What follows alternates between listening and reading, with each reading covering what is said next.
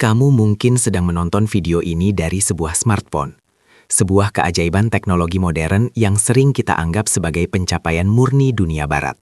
Tapi tahukah kamu, tanpa seorang pria yang bersujud di sepertiga malam di Baghdad pada abad ke-9, benda di tanganmu itu hanyalah potongan logam dan kaca yang tidak berguna. Bagaimana mungkin sebuah nama yang membangun fondasi peradaban digital hari ini justru terhapus dari ingatan umat yang membagikan iman yang sama dengannya? Dunia saat ini dikendalikan oleh algoritma, Google, YouTube, hingga kecerdasan buatan AI. Tapi fakta besarnya, kata algoritma bukanlah bahasa Inggris. Itu adalah nama seorang ulama muslim yang salah diucapkan oleh lidah orang Eropa.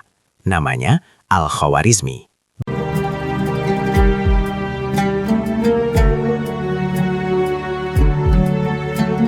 Baghdad, sekitar tahun 820 Masehi.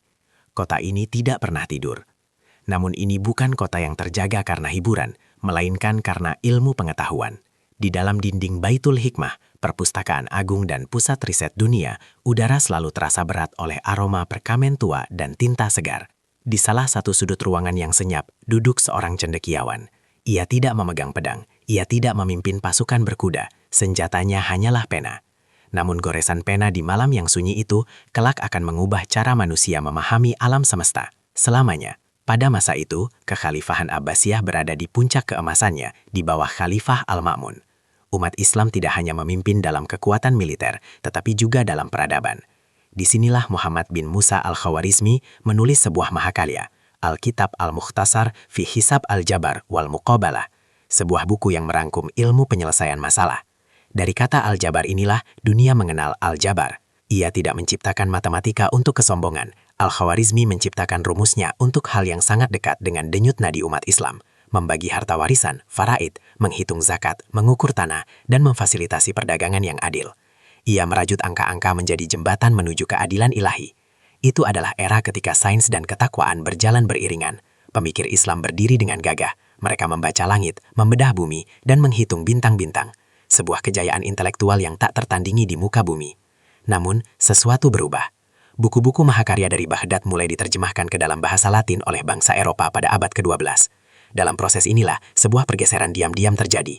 Nama Al-Khwarizmi dilafalkan oleh orang Eropa sebagai algoritmi, yang kemudian berevolusi menjadi algoritma. Kata Al-Jabar berubah menjadi algebra. Nama-nama dikaburkan. Identitas aslinya perlahan pudar, dan tidak ada yang menyadarinya. Kesalahan itu terlihat kecil, bukan salah mereka yang menerjemahkan, namun kelengahan mulai menyelinap di dunia timur. Umat Islam mulai merasa cukup dengan kejayaan masa lalu. Kita berhenti meneliti, kita meletakkan pena, dan mulai sibuk berselisih satu sama lain. Lembar demi lembar sejarah kita mulai terlepas tertiup angin. Hingga tibalah hari di mana Baitul Hikmah dihancurkan oleh bangsa Mongol. Sungai Tigris menghitam oleh tinta jutaan buku yang dibuang dan memerah oleh darah para ulama. Tapi tahukah kamu apa tragedi yang paling menyedihkan? Tragedi terbesarnya bukanlah saat buku-buku itu tenggelam di sungai. Tragedi terbesarnya adalah saat nama Al-Khwarizmi tenggelam dalam ingatan umatnya sendiri. Dan semuanya berakhir. Hanya dalam hitungan abad, sejarah berubah. Hari ini, generasi muda muslim sangat hafal nama-nama penemu barat.